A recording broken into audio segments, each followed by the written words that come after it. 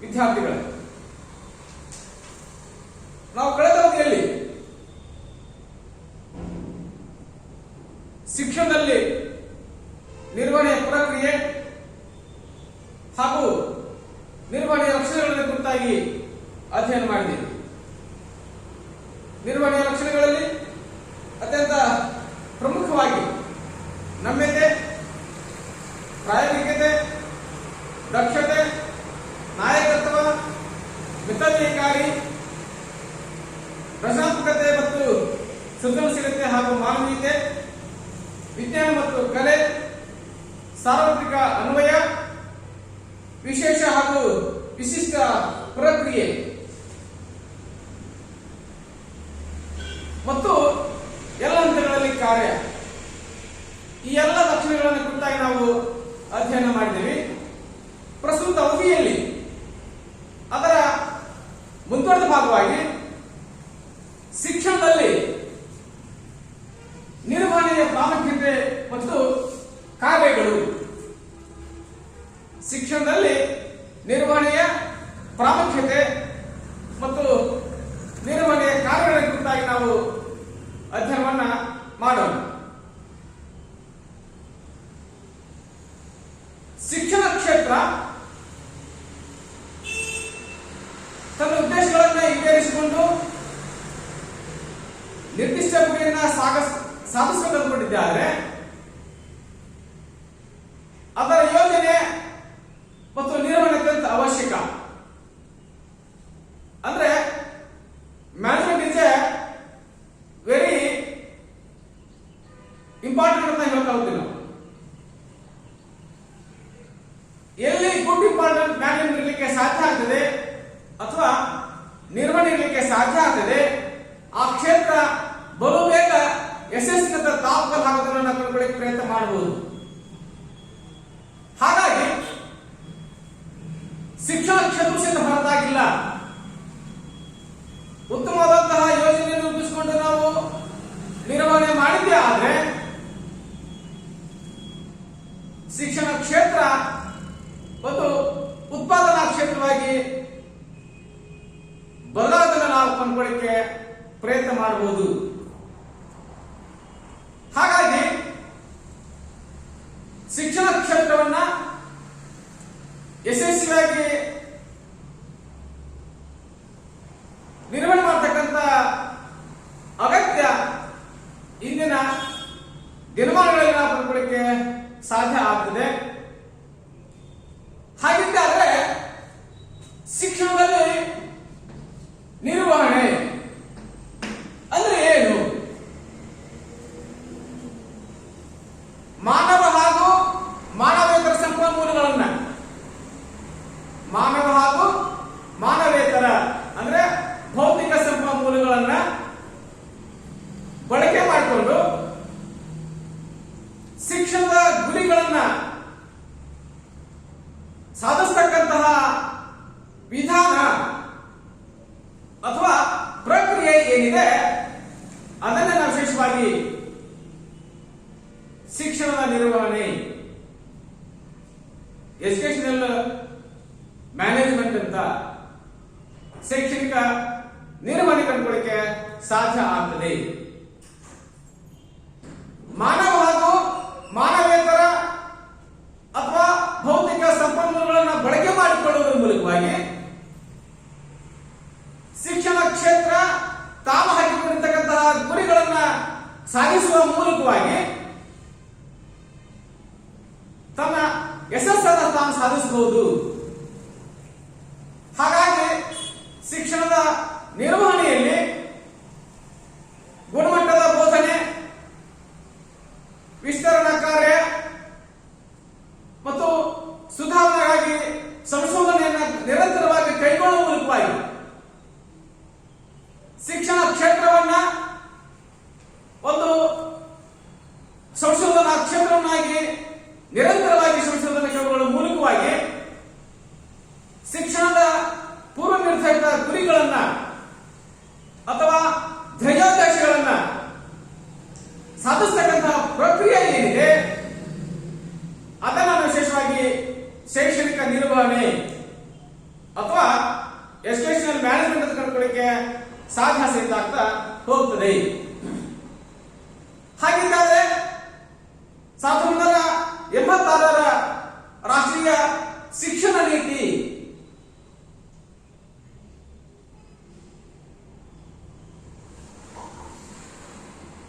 ಹೇಳುವ ಪ್ರಕಾರ ಈ ವರದಿಯ ಆಧಾರದ ಮೇಲೆ 1986ರ ರಾಷ್ಟ್ರೀಯ ಶಿಕ್ಷಣ ನೀತಿ, ಹೊಸ ಶಿಕ್ಷಣ ನೀತಿ ಏನಿದೆ, ನ್ಯಾಷನಲ್ ಪಾಲಿಸಿ ಆಫ್ ಎಜುಕೇಶನ್ 1986 ಏನಿದೆ, ಇದರ ಶಿಫಾರಸಿನ ಅನ್ವಯ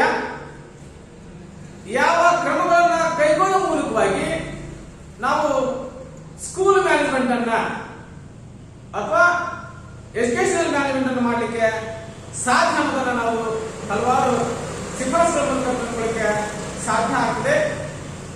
ಹಾಗಾಗಿ ಅಕಾರ್ಡಿಂಗ್ ಟು ಎನ್ಇಪಿ 1986 ರೆಕಮೆಂಡೇಶನ್ ಕಂಡುಕೊಳ್ಳಿಕ್ಕೆ ಸಾಧ್ಯ ಆದರೆ ರಾಷ್ಟ್ರದ ಅಭಿವೃದ್ಧಿ ಹಾಗೂ ಮಾನವೀಯ ಅಗತ್ಯತೆಗಳ ಸಮನ್ವಯ ಸಾಧಿಸುವಂತೆ ದೀರ್ಘಾವಧಿಯ ಶೈಕ್ಷಣಿಕ ಯೋಜನೆ ಹಾಗೂ ನಿರ್ವಹಣೆಯನ್ನು ರೂಪಿಸಿ ಜಾರಿಗೆ ತಂದಕ್ಕಂಥದ್ದು. ಅಂದ್ರೆ ನಮ್ಮ ಎಲ್ಲ ಯೋಜನೆಗಳು ಸಹಿತ ರಾಷ್ಟ್ರದ ಅಭಿವೃದ್ಧಿ ಮತ್ತು ಮಾನವೀಯ ಅಗತ್ಯತೆಗಳ ಸಮನ್ವಯ ಸಾಧಿಸತಕ್ಕಂಥ ಕೆಲಸವನ್ನ ನೀವು ಯಾವ ಯೋಜನೆಯನ್ನ ಮಾಡಿ ಮಾನವನ ಅಗತ್ಯತೆಗಳಿಗೆ ಅನುಗುಣವಾಗಿ ಆ ಯೋಜನೆ ರೂಪಿಸಲ್ಪಟ್ಟಿರಬೇಕು ಅಂದ್ರೆ ಮಾತ್ರ ಆ ಯೋಜನೆ ಯಶಸ್ವಿಯಾಗಲಿಕ್ಕೆ ಸಾಧ್ಯ ಆಗುತ್ತದೆ. ಮಾನವನ ಅಗತ್ಯತೆಗಳಿಗೆ ಅನುಗುಣವಾಗಿದ್ದ ಯೋಜನೆ ಅದು ಬಹುಬೇಗ ವಿಫಲವಾಗುತ್ತದೆ. ಹಾಗಾಗಿ ರಾಷ್ಟ್ರದ ಅಭಿವೃದ್ಧಿ ಮತ್ತು ಮಾನವೀಯ ಅಗತ್ಯತೆಗಳ ಸಮನ್ವಯ ಸಾಧಿಸುವಂತೆ ಅತ್ಯಂತ ದೀರ್ಘಾವಧಿಯ ಶೈಕ್ಷಣಿಕ ಯೋಜನೆಗಳನ್ನ ರೂಪಿಸತಕ್ಕಂಥ ಕೆಲಸವನ್ನು ಮಾಡಲಿಕ್ಕೆ ಸಾಧ್ಯ ಆಗಿರಬೇಕು.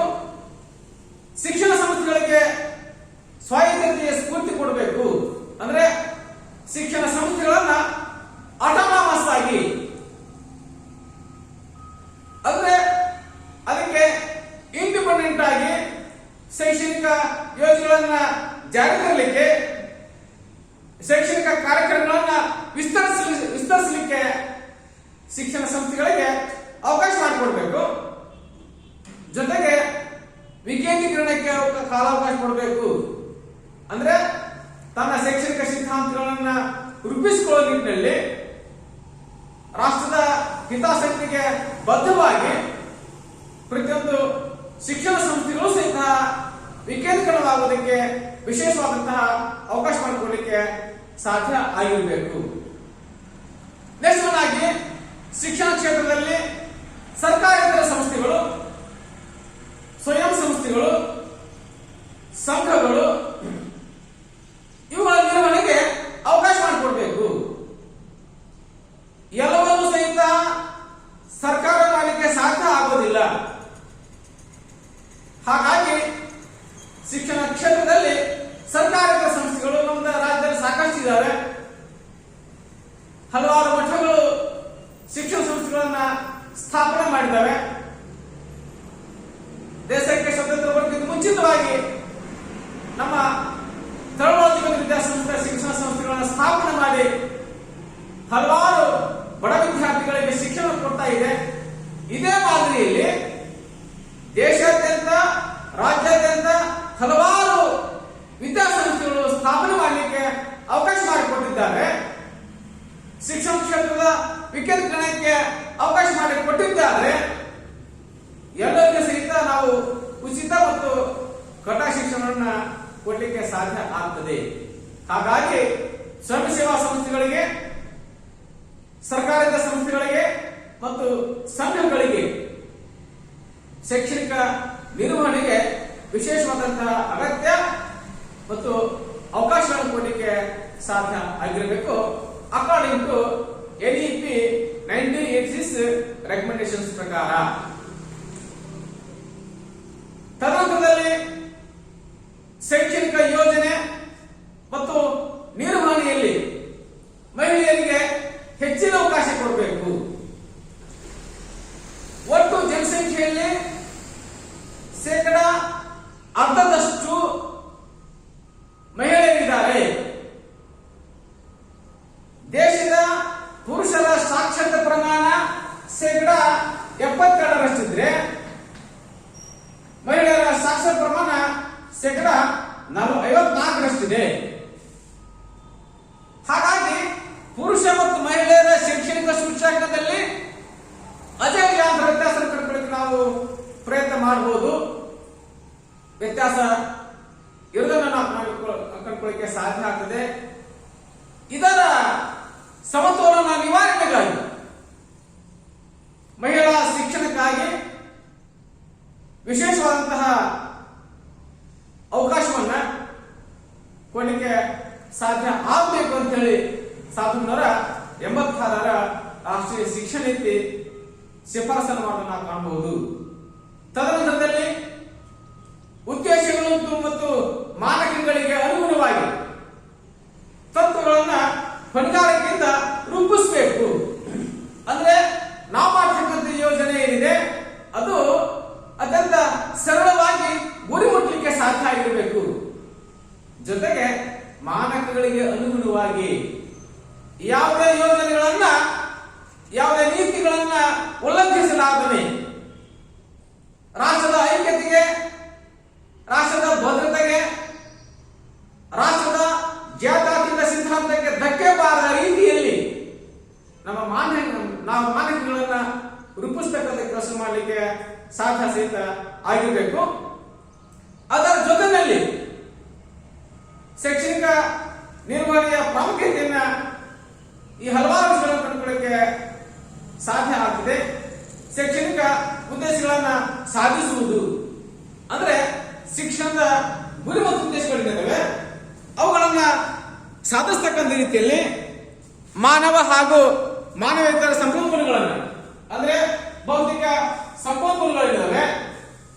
ಶಾಲಾ ಕಟ್ಟಡ ಇರ್ಬೋದು, ಗ್ರಂಥಾಲಯ ಇರ್ಬೋದು, ಪ್ರಯೋಗಾಲಯ ಇರ್ಬೋದು, ಕ್ರೀಡಾ ಸಾಮಗ್ರಿ ಆಗಿರ್ಬೋದು, ಎಲ್ಲ ಸಂಪನ್ಮೂಲಗಳನ್ನ ಸದ್ಬಳಕೆ ಮಾಡಿಕೊಳ್ಳುವ ಮೂಲಕವಾಗಿ ಅತ್ಯಂತ ವಿಶಿಷ್ಟವಾದಂತಹ ಸಾಧನೆಯನ್ನು ನಾವು ನಿರ್ವಹಣೆಯಲ್ಲಿ ಕಂಡುಕೊಳ್ಳಕ್ಕೆ ಸಾಧ್ಯ ಆಗ್ತದೆ. ಹಾಗೆಯೇ ಸಂಪನ್ಮೂಲಗಳನ್ನ ಪರಿಣಾಮಕಾರಿಯಾಗಿ ಹಾಗೂ ಗರಿಷ್ಠ ಮಟ್ಟದಲ್ಲಿ ಉಪಯೋಗಿಸಿಕೊಳ್ಳುವಂತ ಅವಶ್ಯಕ.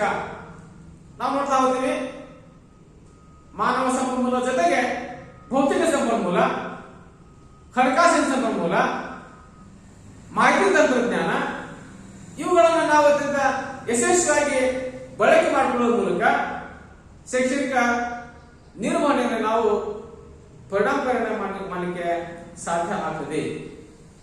ಜೊತೆಗೆ ಶಾಲಾ ಕಾಲೇಜು ಮತ್ತು ವಿಶ್ವವಿದ್ಯಾಲಯಗಳಿಂದ ಹೊರಬರ್ತಕ್ಕಂತಹ ವಿದ್ಯಾರ್ಥಿಗಳಿಗೆ ಗರಿಷ್ಠ ಪ್ರಮಾಣದ ಜ್ಞಾನ, ಕೌಶಲ್ಯ ಹಾಗೂ ಮೌಲ್ಯಗಳನ್ನು ಕೊಟ್ಟಂತ ಪ್ರಕ್ರಿಯೆ, ಕಡಿಮೆ ವೆಚ್ಚದಲ್ಲಿ ಹೆಚ್ಚಿನ ಜ್ಞಾನ ಹಾಗೂ ಗುಣಮಟ್ಟದ ಶಿಕ್ಷಣವನ್ನು ಕೊಡ್ತಕ್ಕಂಥದ್ದು. ಅಂದ್ರೆ ಪ್ರಸ್ತುತ ದಿನಾಂಕಗಳಲ್ಲಿ ಕಂಡುಕೊಳ್ಳಿಕ್ಕೆ ಸಾಧ್ಯ ಆದ್ರೆ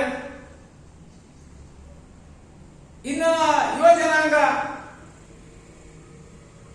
ಯಾವುದೇ ಜ್ಞಾನ ಕೌಶಲ್ಯ ಇಲ್ಲದೇ ನಿರುದ್ಯೋಗ ಸಮಸ್ಯೆ ಎದುರಿಸ್ತಾ ಇದೆ. ಅದನ್ನ ಹೋರಾಡಿಸಬೇಕಂತಿದ್ದೆ ಆದ್ರೆ ನಾವು ಶಾಲಾ ಹಂತದಲ್ಲಿ ಸ್ಕಿಲ್ ಬೇಸ್ಡ್ ಎಜುಕೇಶನ್ ಅನ್ನ ಅಂದ್ರೆ ಕೌಶಲ್ಯಾಧಾರದ ಶಿಕ್ಷಣವನ್ನು ಕೊಡಲಿಕ್ಕೆ ಸಾಧ್ಯ ಆಗಿರಬೇಕು. ಕನಿಷ್ಠ ಪಕ್ಷ ನಾವು ಪಡೆದ ಶಿಕ್ಷಣ ಏನಿದೆ ಅವನ ಆಹಾರ, ಬಟ್ಟೆ, ವಸತಿ, ಗುಣಮಟ್ಟದ ಆರೋಗ್ಯವನ್ನು ಅವನು ಗಳಿಸಿಕೊಳ್ಳಿಕ್ಕೆ ಸಾಧ್ಯ ಆಗದ ನಿಟ್ಟಿನಲ್ಲಿ ನಾವು ಯುವ ಜನಾಂಗವನ್ನ ನಿರ್ಮಿಸತಕ್ಕಂಥ ಜವಾಬ್ದಾರಿ ಮತ್ತು ಶಿಕ್ಷಣದ ಯೋಜನೆಯಲ್ಲಿ ಇರತಕ್ಕಂಥ ಅಗತ್ಯ ಕಂಡುಕೊಳ್ಳಿಕ್ಕೆ ಸಾಧ್ಯ ಆಗ್ತದೆ. ಹಾಗಾಗಿ ಪ್ರಸ್ತುತ ಮೋದಿಯವರ ಸ್ಕಿಲ್ ಇಂಡಿಯಾದಲ್ಲಿ ಅದನ್ನ ನಾವು ನೋಡಬಹುದು. ಸ್ಕಿಲ್ ಇಂಡಿಯಾ ಯೋಜನೆಯಲ್ಲಿ ಶಾಲಾ ಹಂತದಲ್ಲಿ ಅಂದ್ರೆ ಪ್ಲಸ್ 2 ಹಂತ ಏನಿದೆ ಅದು ದಾಟಿದ ನಂತರದಲ್ಲಿ ಆಫ್ಟರ್ PUC ನಂತರದಲ್ಲಿ ನಾವು ಈ ಯೋಜನೆ ಹೊಂದ್ಕೊಳ್ಳಿಕ್ಕೆ ನಾವು ಪ್ರಯತ್ನ ಮಾಡ್ತಿದ್ದೀವಿ. ಅದರ ಅಡಿಯಲ್ಲಿ ನಾವು ಸಾಧಾರಣ ಮಟ್ಟಿಗೆ ಕಡಿಮೆ ವೆಚ್ಚ ಪ್ರದೇಶದಲ್ಲಿ ಹೆಚ್ಚಿನ ಸ್ಕಿಲ್ಸ್ ಅನ್ನ ಕೌಶಲ್ಯ ಭರಿತ ಯುವಕರನ್ನ ಉತ್ಪಾದಿಸುವ ಒಂದು ಕೆಲಸ ಮಾಡಲಿಕ್ಕೆ ಸಾಧ್ಯ ಆಗಿರಬೇಕು. ಜೊತೆಗೆ ಶಿಕ್ಷಣ ಸಂಕೀರ್ಣ ಸಮಸ್ಯೆಗಳಿಗೆ ಪರಿಹಾರ ಕಂಡುಕೊಳ್ಳಕ್ಕೆ ಸಾಧ್ಯ ಆಗಿರಬೇಕು. ಅಂದ್ರೆ ನಾವು ನೋಡ್ತಾ ಹೋಗ್ತೀವಿ, ಪ್ರಸ್ತುತ ದಿನಮಾನಗಳಲ್ಲಿ ನಿರುದ್ಯೋಗ, ಅನಕ್ಷರತೆ, ವಿದ್ಯಾರ್ಥಿಯ ಅಶಾಂತಿ, ಅಪವ್ಯಯ ಮತ್ತು ನಿಲುಗಡೆ ಇವು ಬಿಡಿಸಲಾದ ಸಮಸ್ಯೆಗಳಾಗಿ ಬೆಟ್ಟಬಹುದಾಗ್ತದೆ. ಇವರು ನಿರುದ್ಯೋಗ ಸಮಸ್ಯೆ ನಮಗೆ ಇವತ್ತು ಬೆಟ್ಟಬಹುದಾಗಿ ಕಾಣ್ತಾ ಇದೆ. ಒಂದ್ ಕಡೆ ಹೆಚ್ಚಿರ್ತಕ್ಕಂಥ ಜನಸಂಖ್ಯೆ, ಒಂದ್ ಕಡೆ ಖಾಸಗೀಕರಣ ಮಾಡ್ತಕ್ಕಂಥ ವ್ಯವಸ್ಥೆ, ಒಂದ್ ಕಡೆ ಕೌಶಲ್ಯವಿಲ್ಲದ ಯುವ ಜನಾಂಗ, ಒಂದ್ ಕಡೆ ಅನಕ್ಷರತೆ, ಒಂದ್ ಕಡೆ ಬಡತನ, ಒಂದ್ ಕಡೆ ಅಪವ್ಯಯ, ಮತ್ತೊಂದ್ ಕಡೆ ನಿಲುಗಡೆ. ಈ ಎಲ್ಲ ಸಂಕೀರ್ಣ ಸಮಸ್ಯೆಗಳ ಪರಿಹಾರಕ್ಕಾಗಿ ಉತ್ತಮವಾದಂತಹ ಒಂದು ನಿರ್ವಹಣೆ ಮಾಡತಕ್ಕಂಥ ಅಗತ್ಯ ನಮಗೆ ಇವತ್ತು ಕಂಡುಬರೋದನ್ನ ನಾವು ಕಂಡುಕೊಳ್ಳಿಕ್ಕೆ ಪ್ರಯತ್ನ ಮಾಡಬಹುದು. ನೆಕ್ಸ್ಟ್ನಾಗಿ ಸಾಮಾಜಿಕ ಲಾಭಗಳು ಮತ್ತು ಸಮಾಜದಲ್ಲಿ ಸ್ಥಿರತೆ ತರ್ತಾ ಹೋಗುತ್ತೆ.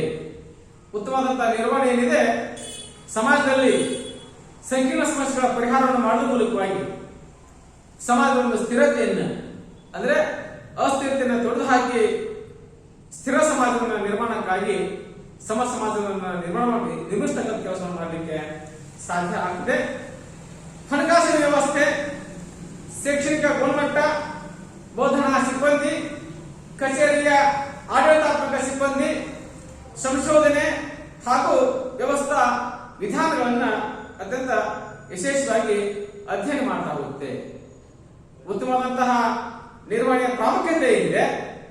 ಹಣಕಾಸಿನ ವ್ಯವಸ್ಥೆಯನ್ನ, ಶಿಕ್ಷಣದ ಗುಣಮಟ್ಟವನ್ನ, ಬೋಧನಾ ಸಿಬ್ಬಂದಿ, ಕಚೇರಿಯ ಆಡಳಿತಾತ್ಮಕ ಸಿಬ್ಬಂದಿ, ಸಂಶೋಧನೆ ಹಾಗೂ ವ್ಯವಸ್ಥಾ ವಿಧಾನವನ್ನು ಅತ್ಯಂತ ವ್ಯವಸ್ಥಿತವಾಗಿ ಅಧ್ಯಯನ ಮಾಡುವ ಕೆಲಸವನ್ನ ನಮ್ಮದಾಗಿದ್ದಂತಹ ಶೈಕ್ಷಣಿಕ ನಿರ್ವಹಣಾ ಪ್ರಕ್ರಿಯೆಯಲ್ಲಿ ಕಂಡುಕೊಳ್ಳಕ್ಕೆ ಸಾಧ್ಯ ಆಗಿದೆ. ಉತ್ತಮ ಕಾರ್ಯನಿರ್ವಾಹಕನ ಕೌಶಲ್ಯದಿಂದ ವಿಶೇಷವಾಗಿ ವ್ಯಕ್ತಿ, ಸಮುದಾಯ ಹಾಗೂ ರಾಷ್ಟ್ರ ಮಟ್ಟದಲ್ಲಿ ಸಾಮಾಜಿಕ, ಆರ್ಥಿಕ ಮತ್ತು ಸಾಂಸ್ಕೃತಿಕ ಅಭಿವೃದ್ಧಿಯನ್ನು ಸಾಧಿಸಲಿಕ್ಕೆ ಸಾಧ್ಯ ಆಗ್ತದೆ. ಉತ್ತಮವಾದಂತಹ ನಿರ್ವಹಣೆ ಮಾಡಲಿಕ್ಕೆ ಸಾಧ್ಯ ಆದರೆ ಎಲ್ಲವುಗಳನ್ನು ನಾವು ವಿಶೇಷವಾಗಿ ಸಾಧಿಸಬಹುದು ಅಂತ ನಾವು ಹೇಳ್ತಾ ಹೋಗ್ತೀವಿ. ತದನಂತರದಲ್ಲಿ ಆವಿಷ್ಕಾರ ಮತ್ತು ಸಂಶೋಧನೆಗೆ ಕಾರಣ ಆಗ್ತಾ ಹೋಗುತ್ತೆ. ಉತ್ತಮವಾದಂತಹ ನಿರ್ವಹಣೆ ಶಿಕ್ಷಣ ಕ್ಷೇತ್ರ ಏನಿದೆ, ನಿರಂತರವಾಗಿ ಸಂಶೋಧನಾ ಕ್ಷೇತ್ರ ಇದು. ಯಾಕಂದ್ರೆ ನಿರಂತರವಾಗಿ ಸಮಸ್ಯೆ ಬಂದೇ ಬರ್ತವೆ. ಆ ಸಮಸ್ಯೆಗಳ ಪರಿಹಾರ ಕಂಡುಕೊಳ್ಳಕ್ಕೆ ಸಾಧ್ಯ ಆದಾದ್ರೆ ನಾವು ಶಿಕ್ಷಣ ಕ್ಷೇತ್ರವನ್ನು ಒಂದು ಸಂಶೋಧನಾ ಕ್ಷೇತ್ರ ಉನ್ನಾಗಿ ಮಾಡಲಿಕ್ಕೆ ಸಾಧ್ಯ ಆಗಿರಬೇಕು. ಆ ನಿಟ್ಟಿನಲ್ಲಿ ನಾವು ಕಾರ್ಯಾಚರಣೆ ಮಾಡಿದಾಗ ಮಾತ್ರ ನಾವು ಮಾಡ್ಕೊಳ್ತೀವಿ ಉತ್ತಮವಾದಂತಹ ನಿರ್ವಹಣೆ ಮಾಡಲಿಕ್ಕೆ ಸಾಧ್ಯ ಆಗ್ತದೆ. ಇನ್ನ ನಿರ್ವಹಣೆಯ ಕಾರ್ಯಗಳು ನಾವು ವಿಶೇಷವಾಗಿ ಚರ್ಚೆ ಸಿದ್ಧ ಮಾಡ್ತಾ ಹೋಗ್ತೇವೆ. ನಿರ್ವಹಣೆ ಕಾರ್ಯಗಳಲ್ಲಿ ಅತ್ಯಂತ ಪ್ರಮುಖವಾಗಿ ಯೋಜನೆ,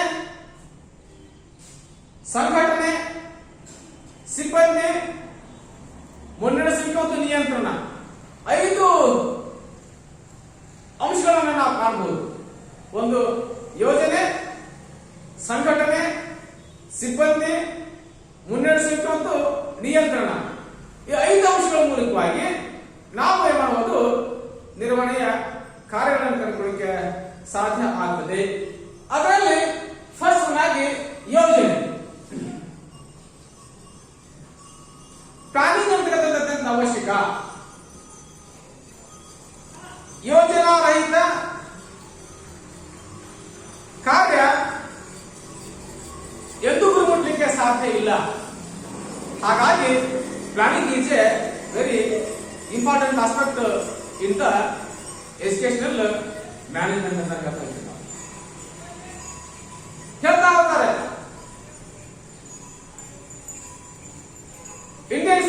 ಪ್ಲಾನರ್ಸ್ ಬಟ್ ನಾಟ್ ಎ ಇಂಪ್ಲಿಮೆಂಟರ್ಸ್ ಅಂತ. ನಾವು ಒಳ್ಳೆ ಯೋಚನೆ ಮಾಡ್ತಾ ಹೋಗ್ತೀವಿ ನಾವು, ಆದ್ರೆ ಅದನ್ನು ನಾವು ಅನುಷ್ಠಾನ ಮಾಡಲಿಕ್ಕೆ ನಮ್ಮಿಂದ ಸಾಧ್ಯ ಆಗೋದಿಲ್ಲ. ಹಾಗಾಗಿ ನಿರ್ವಹಣೆ ಪ್ರಕ್ರಿಯೆ ಅವಶ್ಯಕ, ಅದೊಂದು ಕಲೆ. ಹಾಗಾಗಿ ಯೋಜನೆ ತೀವ್ರತ್ಯಂತ ಪ್ರಮುಖ ಘಟ್ಟ ಅಂತಂದ್ರೆ ಅದನ್ನ ಪ್ಲಾನಿಂಗ್ ಮಾಡತಕ್ಕಂಥದ್ದು. ನಿರ್ವಹಣಾ ಪ್ರಕ್ರಿಯೆಯಲ್ಲಿ ಮೂಲಭೂತ ಅಗತ್ಯ ಅಂತಂದ್ರೆ ಯೋಜನೆ ಮಾಡ್ತಕ್ಕಂಥದ್ದು. ಹಾಗಾಗಿ ನಾವು ವಿಶೇಷವಾಗಿ ಚರ್ಚೆ ಮಾಡ್ಕೊಳ್ತೀವಿ.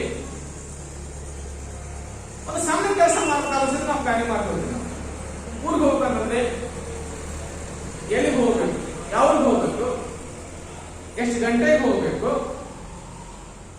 ಯಾವ ಬಸ್ಸಿಗೆ ಹೋಗ್ಬೇಕು, ಪುನಃ ಅಲ್ಲಿ ಎಲ್ಲಿ ಇಳ್ಕೋಬೇಕು, ಪುನಃ ಬರ್ತಕ್ಕಂಥ ಮಾರ್ಗಗಳು ಯಾವುವು, ಅಲ್ಲಿ ಎದುರಾಗತಕ್ಕಂಥ ಸಮಸ್ಯೆಗಳು ಯಾವುವು, ಅವುಗಳ ಪರಿಹಾರ ಏನು, ಇಷ್ಟನ್ನು ನಾವು ವಿಚಾರ ಮಾಡೇ ಮಾಡ್ತೀವಿ. ಅಂದ್ಕೊಂಡಾಗ ಯಾವುದೇ ಒಂದು ಗುರಿಯನ್ನು ನಾವು ಮುಟ್ಟು ಬಂದ್ಬಿಟ್ಟಿದ್ದಾರೆ, ಅದಕ್ಕೆ systematic planning is A very important ಅಂತ. ವ್ಯವಸ್ಥಿತವಾದಂತಹ ಯೋಜನೆಯನ್ನು ನಾವು ಮಾಡಿದ್ದಾದ್ರೆ ನಾವು ನಿರೀಕ್ಷಿತ ಮಟ್ಟವನ್ನು ಮುಟ್ಟಲಿಕ್ಕೆ ಸಾಧ್ಯ ಆಗ್ತದೆ. ಹಾಗಾಗಿ ನಾವು ವಿಶೇಷವಾಗಿ ಚರ್ಚೆ ಮಾಡ್ತಾ ಹೋಗ್ತೀವಿ. ನಮ್ಮ ಅಗತ್ಯತೆಗಳಿಗೆ ಅನುಗುಣವಾಗಿ, ನಮ್ಮ ಅನುದಾನಕ್ಕೆ ಅನುಗುಣವಾಗಿ, ನಮ್ಮ ಕಾಲಮಿತಿಗೆ ಅನುಗುಣವಾಗಿ ನಾವು ಯೋಜನೆ ಮಾಡದಂತ ಅವಶ್ಯಕ. ಹಾಗಾಗಿ ವಿಶೇಷ ನಾವು ಹೇಳ್ತಾ ಹೋಗ್ತೀವಿ. ಚೀನಿಗಾದೆ ಹೇಳ್ತಾ ಹೋಗುತ್ತೆ ಯೋಜನೆ ಮಾಡೋದು ಹೇಗೆ ಅನ್ನೋದನ್ನ. ಒಂದು ವರ್ಷದ ಯೋಜನೆ ಇದ್ರೆ ಸಸ್ಯ ಬೆಳೆಸಬೇಕು, ಅದು ಒಂದು ಮರ ಗಿಡಬೇಕು. 10 ವರ್ಷದ ಯೋಜನೆ ಇದ್ರೆ, 1 ವರ್ಷದ ಯೋಜನೆ ಇದ್ರೆ ಒಂದು ಸಸ್ಯ ಬೆಳೆಸಿ, 10 ವರ್ಷದ ಯೋಜನೆ ಇದ್ರೆ ಒಂದು ಮರ ಬೆಳೆಸಿ, 100 ವರ್ಷದ ಯೋಜನೆ ಇದ್ರೆ ಮಾನವನನ್ನ ಅಭಿವೃದ್ಧಿಪಡಿಸಿ. ಅಂದ್ರೆ 1 ವರ್ಷಕ್ಕೆ ಬೇಕಾ ಒಂದು ಬೇಸಾಯ ಮಾಡಿ ಬೆಳೆ ಬೆಳೆಯುತ್ತಪ್ಪ, ಒಂದು ಬೆಳೆ ಬೆಳಿಬೇಕು. 10 ವರ್ಷ ಫಸಲು ಬೇಕಂದ್ರೆ ಒಂದು ಮರ ನೆಡು, ಮಾವಿನ ಮರನೋ, ತೆಂಗಿನ ಮರನೋ, ಅಡಿಕೆ ಮರ ನನಗೆ 10 ವರ್ಷ ಫಸಲು ಕೊಡುತ್ತೆ. ಅದೇ ಒಬ್ಬ ವ್ಯಕ್ತಿಯನ್ನ ನಾವು ಬೆಳೆಸಿದ್ದೆ ಆದ್ರೆ ಅವನು ನಮಗೆ ಜೀವಂತ ಆಸ್ತಿಯಾಗ್ತಾನೆ. ಆ ವ್ಯಕ್ತಿ ಬದುಕಿರುವವರೆಗೂ ಸಹಿತ, ಸತ್ಮೇಲೂ ಸಹಿತ ಅವನಿಗೆ ಮೊದಲಿಗೆ ಆಸ್ತಿಯಾಗಿರುವುದನ್ನು ಕಂಡುಕೊಳ್ಳಿಕ್ಕೆ ಸಾಧ್ಯ ಅನ್ನೋದು ಚೀನಾದವರ ಗಾದೆ. ಹಾಗಾಗಿ ಸಾಮಾಜಿಕ, ಆರ್ಥಿಕ ಮತ್ತು ಸಾಂಸ್ಕೃತಿಕ ಪರಿಸರದಲ್ಲಿ ಮಾನವನಿಗೆ ಸೂಕ್ತವಾದಂತಹ ಗುಣಮಟ್ಟದ ಶಿಕ್ಷಣ ನೀಡಿದ್ದಾದ್ರೆ 100 ವರ್ಷಗಳವರೆಗೆ ಅವನು ಫಸಲನ್ನು ಕೊಡ್ತಾನೆ. ಹಾಗಾಗಿ ಯೋಜನೆ ಏನಿದೆ ಇದೊಂದು ಮಾನಸಿಕ ಕ್ರಿಯೆ. ಊಹಿಸಿ ಮುಂದಾಲೋಚನೆ ಮಾಡಿ ನಿಶ್ಚಿತವಾದಂತಹ ನಿರ್ಧಾರ ತೆಗೆದುಕೊಳ್ತಕ್ಕಂಥದ್ದು. ಕಾರ್ಯ ಮಾಡೋದಕ್ಕಿಂತ ಮುಂಚಿನ ಚಿಂತನೆ. ನಾವೇನು ಕಾರ್ಯವನ್ನು ಮಾಡಲಿಕ್ಕೆ ಇಷ್ಟಪಡ್ತೀವಿ ಅದಕ್ಕಿಂತ ಮುಂಚಿತವಾಗಿ ನಾವು ಇದನ್ನು ಮಾಡಲಿಕ್ಕೆ ಸಾಧ್ಯ ಆಗಿರಬೇಕು. ಆ ಕಾರ್ಯವನ್ನ ಮಾಡೋದು ಹೇಗೆ, ಯಾರು ಮಾಡಬೇಕು, ಎಷ್ಟು ದಿನ ಮಾಡಬೇಕು, ಹೇಗೆ ಮಾಡೋದು, how to reach the goal, ಗುರಿ ಮುಟ್ಟೋದು ಹಾಗೆ, ತರತಕ್ಕಂಥ ವೆಚ್ಚ ಎಷ್ಟು, ಆ ವೆಚ್ಚ ಎಲ್ಲಿಂದ ಬರೆಸಬೇಕು, ಎಷ್ಟು ಸಮಯ, ಈ ಎಲ್ಲವನ್ನು ಸಹಿತ ನಾವು ಪೂರ್ವಾಲೋಚನೆ ಮಾಡಲಿಕ್ಕೆ ಸಾಧ್ಯ ಸಹಿತ ಆಗಿರಬೇಕು. ಹಾಗಿದ್ದಾದ್ರೆ ಒಂದು ಯೋಜನೆಗಳಲ್ಲಿ ಇರ್ತಕ್ಕಂತಹ ಅಂಶಗಳು ಯಾವ್ಯಾವು? ಫಸ್ಟ್ ಆಗಿ ಮುನ್ಸೂಚನೆ. ಅಂದ್ರೆ ನಮಗೆ ಮುನ್ಸೂಚನೆ ಇರಬೇಕು. ಯೋಜನೆ ಅಂದ್ಕೊಂಡಾಗ ದೂರಾಲೋಚನೆ ಇರಬೇಕು, ಅದು ಅತ್ಯಂತ ಅವಶ್ಯಕ. ಅಂದ್ರೆ ನಾವು ಮಾಡ್ತಕ್ಕಂಥ ಯೋಜನೆ ಏನಿದೆ ದೀರ್ಘಕಾಲಿಕ ಸಮಸ್ಯೆಗಳನ್ನ ಪರಿಹಾರ ಮಾಡಲಿಕ್ಕೆ ಸಾಧ್ಯ ಆಗಿರಬೇಕು. ಅದು ಮುನ್ಸೂಚನೆ ಕಂಡುಕೊಳ್ಳಿಕ್ಕೆ ಸಾಧ್ಯ ಆಗ್ತದೆ. ಉದ್ದೇಶಗಳ ವಿಕಾಸ, ಉದ್ದೇಶಗಳು ತಾತ್ಕಾಲಿಕವಾಗಿರಬಾರ್ದು, ಉದ್ದೇಶಗಳು ದೀರ್ಘವಾಗಿರಬೇಕು. ಫಾರ್ ಎಕ್ಸಾಂಪಲ್ ಆಗಿ ನಿಮ್ಮೂರಲ್ಲಿ ಒಂದು ಟ್ಯಾಂಕ್, ನೀವು ವಾಟರ್ ಟ್ಯಾಂಕ್ ಕಟ್ಟಿದೀಯಾ ಅಂತಂದ್ರೆ ಇವತ್ತಿನ ಜನಸಂಖ್ಯೆ 10,000, ಇನ್ನು 20 ವರ್ಷ ಬಿಟ್ರೆ ಈ ಜನಸಂಖ್ಯೆ 20,000 ಆಗುತ್ತೆ. ಒಂದು ಟ್ಯಾಂಕ್ ಏನಿದೆ 30 ವರ್ಷ ಬಾಳಿಕೆ ಬರುತ್ತೆ. ಇನ್ನು 10 ವರ್ಷ ಬಿಟ್ರೆ 20 ವರ್ಷ ಬಿಟ್ರೆ ಈ ಜನಸಂಖ್ಯೆ 30,000 ಆಗುತ್ತೆ. ಹಾಗಾಗಿ ಆ ಟ್ಯಾಂಕ್ 30 ವರ್ಷಕ್ಕೆ ಬಾಳಿಕೆ ಬರುತ್ತೆ. 30,000 ಜನರಿಗೆ ನೀರು ಉಳಿಸ್ತಕ್ಕಂತಹ ಟ್ಯಾಂಕ್ ಅನ್ನು ನಾವು ಕಟ್ಟಿದ್ದೆ ಆದ್ರೆ ಅದು ಉದ್ದೇಶಗಳ ವಿಕಾಸ. ಅಂದ್ರೆ ದೂರಾಲೋಚನೆ ಇರಬೇಕು ಅನ್ನೋದನ್ನ ಕಂಡುಕೊಳ್ಳಿಕ್ಕೆ ಸಾಧ್ಯ ಆಗ್ತದೆ. ಇನ್ನ ಕಾರ್ಯಕ್ರಮಗಳು ಅದರಿಂದ ಯಶಸ್ವಿಯಾಗಿರ್ಲಿಕ್ಕೆ ಸಾಧ್ಯ ಆಗಿರ್ಬೇಕು. ಇನ್ನ ಯೋಜನೆ ವೇಳಾಪತ್ರಿಕೆ ಎಷ್ಟು ಅವಧಿಯಲ್ಲಿ ಮುಗಿಸ್ಬೇಕು ಅದು ಅತ್ಯಂತ ಅವಶ್ಯಕ. ಅಂದ್ರೆ ನಿಗದಿತ ಅವಧಿಯಲ್ಲಿ ಅಥವಾ ಕಾಲಮಿತಿಯಲ್ಲಿ ನಾವು ಅದನ್ನ ಕಾರ್ಯಪ್ರವೃತ್ತರಾಗಿ ಮುಗಿಸ್ಲಿಕ್ಕೆ ಸಾಧ್ಯ ಆಗಿರ್ಬೇಕು. ಹಾಗಾಗಿ ಯೋಜನೆ ಮತ್ತು ವೇಳಾಪತ್ರಿಕೆ ಅತ್ಯಂತ ಅವಶ್ಯಕ. ನಿಗದಿತ ಕಾಲಾವಧಿಯಲ್ಲಿ ಮುಗಿಸ್ಲಿಕ್ಕೆ ಸಾಧ್ಯ ಆಗಿರಬೇಕು. ಇನ್ನ ಆಯವ್ಯಯ ಅಂದ್ರೆ ಬಜೆಟ್ ಅಂತ ಹಣಕಾಸಿನ ಲಭ್ಯತೆ, ಸುಮ್ಮನೆ ಪ್ಲಾನ್ ಮಾಡೋದಲ್ಲ. ಎಷ್ಟು ಅನುದಾನ ಲಭ್ಯ ಇದೆ ನಮಗೆ, ಆ ಅನುದಾನ ಹೇಗೆ ತರಬಹುದು, ನಾವು ಏ ಸಾಲವಾಗಿ, ಆ ಸಾಲಕ್ಕೆ ಬಡ್ಡಿ ಎಷ್ಟು, ಈ ಬರ್ತಕ್ಕಂತಹ ಆದಾಯ ಎಷ್ಟು, ಆದಾಯಕ್ಕಿಂತ ಬಡ್ಡಿ ಹೆಚ್ಚಾಗಬಾರ್ದು ಅಲ್ವೇ. ಹಾಗಾಗಿ ಅನುದಾನ ಆಯವ್ಯಯದ ನಾವು ಕಂಡುಕೊಳ್ಳಿಕ್ಕೆ ಸಾಧ್ಯ ಆಗ್ತದೆ. ನಮ್ಮಿರ್ತಕ್ಕಂತಹ ಅನುದಾನ ಎಷ್ಟು ಅಥವಾ ಹಣಕಾಸಿನ ಲಭ್ಯತೆ ಎಷ್ಟಿದೆ, ಹಣಕಾಸಿನ ಲಭ್ಯತೆಯ ಆಧಾರದ ಮೇಲೆ ನಾವು ಯೋಜನೆ ಮಾಡಲಿಕ್ಕೆ ಸಾಧ್ಯ ಆಗಬೇಕು. ನಮ್ಮ ದೇಶದ ಯೋಜನೆ ಆಗಿರೋದೇ ಹೀಗೆ. ಒಂದ್ ಕಡೆ ಹೆಚ್ಚತಕ್ಕಂಥ ಜನಸಂಖ್ಯೆ, ಒಂದ್ ಕಡೆ ನಾವು ಪ್ಲಾನ್ ಮಾಡ್ತಾ ಹೋಗ್ತೀವಿ. ನಮ್ಮ ಪ್ಲಾನ್ ಯಾಕೆ ಫೇಲ್ಯೂರ್ ಆಗ್ತವೆ, ವಿಫಲ ಆಗ್ತದೆ, ಹೆಚ್ಚತಕ್ಕಂಥ ಜನಸಂಖ್ಯೆಗೆ ಮೂಲಭೂತ ಸೌಲಭ್ಯ ಕಲ್ಪಿಸೋದಕ್ಕಾಗಿ ಎಲ್ಲ ಬಜೆಟ್ ಅನ್ನ ನಾವು ಹಣಕಾಸನ್ನ ನಾವು ಮಾಡ್ತೀವಿ, ಖರ್ಚು ಮಾತ್ರ ಸಂದರ್ಭ ಕಂಡುಕೊಳ್ಳಕ್ಕೆ ಸಾಧ್ಯ ಆಗ್ತದೆ. ಹಾಗಾಗಿ ವಿಶೇಷವಾಗಿ ಹೇಳ್ತಾ ಹೋಗ್ತೀವಿ. ಇನ್ನ ನೀತಿಗಳ ವಿಕಾಸ, ಕಾನೂನು ಕಟ್ಟಡಗಳನ್ನ ಸಡಿಲಗೊಳಿಸ್ತಕ್ಕಂಥದ್ದು, ಅವುಗಳನ್ನ ಆದಷ್ಟು ಮಟ್ಟಿಗೆ ತೆಗೆದುಹಾಕತಕ್ಕಂಥದ್ದು. ಹಾಗಾಗಿ ನಮ್ಮ ಕಾನೂನು ಮತ್ತು ಕಟ್ಟಡಗಳನ್ನ ನಮ್ಮ ಯೋಜನೆಗೆ ಅನುಗುಣವಾಗಿ ಸಡಿಲಗೊಳಿಸುವ ಮೂಲಕ ಕಾರ್ಯನೀತಿಗಳಲ್ಲಿ ಬದಲಾವಣೆ ಮಾಡಿಕೊಳ್ಳಿಕ್ಕೆ ಸಾಧ್ಯ ಆಗಿರಬೇಕು ಅವಶ್ಯಕ. ತದನಂತರದಲ್ಲಿ ಉತ್ಪಾದನಾ ಅಭಿವೃದ್ಧಿ, ಪ್ರೊಡಕ್ಷನ್ ಡೆವಲಪ್ಮೆಂಟ್ ತಿಳ್ಕೊಳ್ಳಿಕ್ಕೆ ಸಾಧ್ಯ ಆಗ್ತದೆ. ಅದು ಬೇಗ ಅಂತ್ಯವಾಗುವ ಮೂಲಕವಾಗಿ ಉತ್ಪಾದನಾ ಮಾಡಲಿಕ್ಕೆ ಸಾಧ್ಯ ಆಗಿರಬೇಕು. ಒಂದ್ ವೇಳೆ ಯೋಜನೆ ನಿಂತಿದ್ದೆ ಆದ್ರೆ ಬಂಡವಾಳ ವ್ಯರ್ಥ ಆಗ್ತದೆ, ಅಪವ್ಯಯ ಆಗ್ತದೆ, ಬಂಡವಾಳ ವ್ಯರ್ಥ ಆಗ್ತದೆ, ಡೆಟ್ ಅಮೌಂಟ್ ಆಗ್ತದೆ. ಅದಕ್ಕೆ ಸಾಲ ತಿಂದಿರ್ತದೆ, ಬಡ್ಡಿ ಕಟ್ಟಬೇಕು ನಾವೆಲ್ಲ. ಹಾಗಾಗಿ ಅದು ಉತ್ಪಾದನೆ ಪ್ರಾರಂಭ ಮಾಡಿ ಅಭಿವೃದ್ಧಿ ಮಾಡಲಿಕ್ಕೆ ಸಾಧ್ಯ ಆಗಿರಬೇಕು. ಅಂದ್ರೆ ಆ ಯೋಜನೆ ವಿಕಾಸ ಆಗಲಿಕ್ಕೆ ಸಾಧ್ಯ ಆಗ್ತದೆ. ಇನ್ನ ಯೋಜನೆಯ ಪ್ರಾಮುಖ್ಯತೆ ನಾವು ವಿಶೇಷವಾಗಿ ಯಾಕೆ ಯೋಜನೆ ಮಾಡ್ಕೊಳ್ಳಿಕ್ಕೆ ಸಾಧ್ಯ ಆಗಬೇಕು ಅಂದ್ಕೊಳ್ಳಿಕ್ಕೆ ವಿಶ್ಲೇಷಣೆ ಮಾಡ್ತಾ ಹೋದ್ರೆ ಅನಿಶ್ಚಿತ ಮತ್ತು ಅಪಾಯವನ್ನ ಕಡಿಮೆಗೊಳಿಸ್ತಾ ಹೋಗುತ್ತೆ. ಒಂದು ಗುಡ್ ಪ್ಲಾನಿಂಗ್ ಏನಿದೆ, ನಮ್ಮಲ್ಲಿದ್ದಂತಹ ಅನಿಶ್ಚಿತತೆಯನ್ನ ಮತ್ತು ಅಪಾಯವನ್ನ ಕಡಿಮೆಗೊಳಿಸಲಿಕ್ಕೆ ಸಾಧ್ಯ ಆಗ್ತದೆ. ಶೈಕ್ಷಣಿಕ ಉದ್ದೇಶಗಳನ್ನ ಸ್ಪಷ್ಟಗೊಳಿಸ್ತಾ ಹೋಗುತ್ತೆ. ನಿರ್ದಿಷ್ಟ ಗುರಿಗಳನ್ನ ನಿರೀಕ್ಷಿತ ಅವಧಿಯಲ್ಲಿ, ನಿಗದಿತ ಕಾಲಮಿತಿಯಲ್ಲಿ ನಿರ್ಧರಿಸಲಿಕ್ಕೆ ನಾವು ಯಶಸ್ವಿ ಆಗ್ತಾ ಹೋಗ್ತೀವಿ. ಸಂಸ್ಥೆ ಉದ್ದೇಶಗಳ ಕಡೆ ಗಮನವನ್ನ ಕೇಂದ್ರೀಕರಿಸ್ತಾ ಹೋಗುತ್ತೆ. ನಿರ್ಧಾರ ತೆಗೆದುಕೊಳ್ಳೋದಕ್ಕೆ ಉತ್ತಮವಾದಂತಹ ಮಾರ್ಗದರ್ಶನವನ್ನು ನೀಡುತ್ತಾ ಹೋಗುತ್ತೆ. ಆಡಳಿತ ಮತ್ತು ಬೋಧನಾ ಸಾಮರ್ಥ್ಯವನ್ನು ಸುಧಾರಣೆ ಮಾಡ್ತಾ ಹೋಗುತ್ತೆ. ಶೈಕ್ಷಣಿಕ ಯೋಜನೆಗಳನ್ನು ಅತ್ಯಂತ ಯಶಸ್ವಿಯಾಗಿ ಅನುಷ್ಠಾನಕ್ಕೆ ತಂದಿದ್ದಾದ್ರೆ ನಮ್ಮದಾಗಿರುವಂತಹ ಆಡಳಿತ ಮತ್ತು ಬೋಧನಾ ಸಾಮರ್ಥ್ಯವನ್ನು ಸುಧಾರಣೆ ಮಾಡಲಿಕ್ಕೆ ಸಾಧ್ಯ ಆಗುತ್ತದೆ. ಶಾಲೆ ಮತ್ತು ಕಾಲೇಜುಗಳ ನಿಯಂತ್ರಣ ಸುಗಮಗೊಳ್ಳುತ್ತದೆ. ನಮ್ಮ ಶಾಲಾ ಕಾಲೇಜು ಇರ್ಬೋದು ಮತ್ತು ಸಂಸ್ಥೆಗಳ ನಿಯಂತ್ರಣವನ್ನು ಸುಗಮಗೊಳಿಸುವಂತ ಕೆಲಸ ಮಾಡಲಿಕ್ಕೆ ಸಾಧ್ಯ ಆಗುತ್ತದೆ. ಸಿಬ್ಬಂದಿ ಮತ್ತು ಸಿಬ್ಬಂದಿ ನಡುವೆ, ಸಿಬ್ಬಂದಿ ಮತ್ತು ನಿರ್ವಹಣೆಕಾರ ಮಧ್ಯ ಉತ್ತಮವಾದಂತಹ ಸಮನ್ವಯ ಸಾಧಿಸಲಿಕ್ಕೆ ಸಾಧ್ಯ ಆಗ್ತದೆ.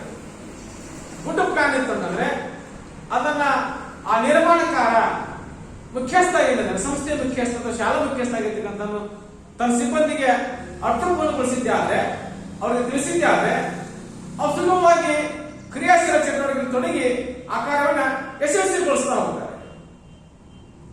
ಹಾಗಾಗಿ ವಿಶೇಷವಾಗಿ ಕಲ್ತಾ ಹೋಗ್ತೀವಿ. ಸಿಬ್ಬಂದಿ ಮತ್ತು ನಿರ್ಮಾಣಕಾರ ಮಧ್ಯ ಉತ್ತಮವಾದಂತಹ ಸಂಬಂಧವನ್ನ ಏರ್ಪಡಿಸಲಿಕ್ಕೆ, ಕ್ರಿಯಾಶೀಲ ಚಟುವಟಿಕೆ ತೊಡಗಿಸಿಕೊಳ್ಳಿಕ್ಕೆ ಈ ಯೋಜನೆ ಅತ್ಯಂತ ಅವಶ್ಯಕ.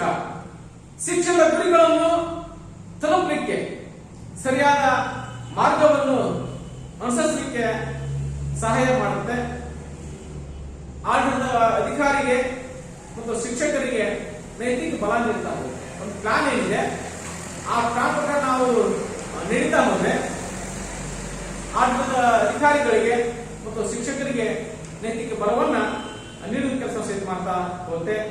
ಶೈಕ್ಷಣಿಕ ಸಂಸ್ಥೆಗಳಲ್ಲಿ ಸಂಪನ್ಮೂಲಗಳನ್ನ ಸರಿಯಾಗಿ ಬಳಕೆ ಮಾಡಲಿಕ್ಕೆ ನೆರವಾಗುತ್ತೆ. ಹೇಳ್ತಾ ಹೋಗ್ತೀವಿ ಮಾನವ ಸಂಪನ್ಮೂಲ ಮತ್ತು ಭೌತಿಕ ಸಂಪನ್ಮೂಲ ಅಂದ್ರೆ ಮಾನವೀಯತೆ ಸಂಪನ್ಮೂಲ ಅಂದ್ರೆ ಹಣಕಾಸಾಗಿರ್ಬೋದು, ಶಾಲಾ ಕಟ್ಟಡ, ಪ್ರಯೋಗಾಲಯ, ಗ್ರಂಥಾಲಯ, ಆಟದ ಮೈದಾನ, ಮಾಹಿತಿ ತಂತ್ರಜ್ಞಾನ ಇವುಗಳನ್ನ ಬಳಕೆ ಮಾಡಿಕೊಂಡು ನಾವು ಅದಕ್ಕ ಯಶಸ್ವಿಯಾಗಿ ಒಂದು ಯೋಜನೆಯನ್ನ ಜಾರಿ ತರಲಿಕ್ಕೆ ಪ್ರಯತ್ನ ಮಾಡಬಹುದು. ಬೋಧನೆ ಮತ್ತು ಕಲಿಕಾ ಪ್ರಕ್ರಿಯೆಯಲ್ಲಿ ಅರ್ಥಪೂರ್ಣವಾದ ನಿರ್ದೇಶನವನ್ನ ನೀಡ್ತಕ್ಕಂಥ ಕೆಲಸ ಮಾಡಲಿಕ್ಕೆ ಸಾಧ್ಯ ಆಗ್ತದೆ. ಹಾಗಾಗಿ ಯಾವುದೇ ಯೋಜನೆ ವಿಶೇಷ ಆಗಬೇಕು ಅಂತ ಹೇಳಿದ್ರೆ ಉತ್ತಮವಾದಂತಹ ನಿರ್ವಹಣೆಕಾರರಿಂದ ಅವಶ್ಯಕ. ನಿರ್ವಹಣೆಕಾರಗಿರ್ತಕ್ಕಂಥವನು ಸಮನ್ವಯ ಸಾಧಿಸುವ ಮೂಲಕ ಒಂದು ಯೋಜನೆಯನ್ನ ಅತ್ಯಂತ ಯಶಸ್ವಿಯಾಗಿ ಜಾರಿಗೆ ತಂದಿದ್ದೇ ಆದರೆ ಶಿಕ್ಷಣ ಕ್ಷೇತ್ರವನ್ನ ಬಲಪಡಿಸಲಿಕ್ಕೆ ಜೊತೆಗೆ ಆ ಕ್ಷೇತ್ರ ತನ್ನ ಗುರಿಯನ್ನ ಮುಟ್ಟಲಿಕ್ಕೆ ಸಾಧ್ಯ ಆಗ್ತದೆ. ಎಲ್ಲರಿಗೂ ಧನ್ಯವಾದಗಳು.